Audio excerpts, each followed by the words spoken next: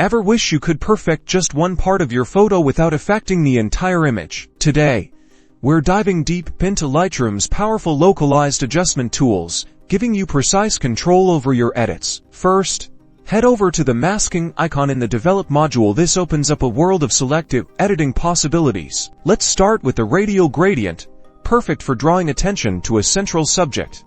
Click and drag to create your radial selection. You can then refine its size, feathering, and position to perfectly encompass your chosen area. Now, use the adjustment sliders to enhance or correct only within this circle. Notice how the changes are isolated to this specific part of the image. Next, the linear gradient, ideal for adjusting areas like skies, horizons, or foregrounds. Draw a straight line to define the gradient's direction and fall off. Then, apply your desired adjustments, like making a dull sky pop with color and contrast. Finally, for the ultimate precision, we have the adjustment brush. Select your brush size and feathering, then simply paint over the areas you want to modify. You can refine details or target imperfections with incredible accuracy. Once your mask is created, you can apply any adjustment: brighten, sharpen, smooth, or even change colors, all confined to your brush strokes.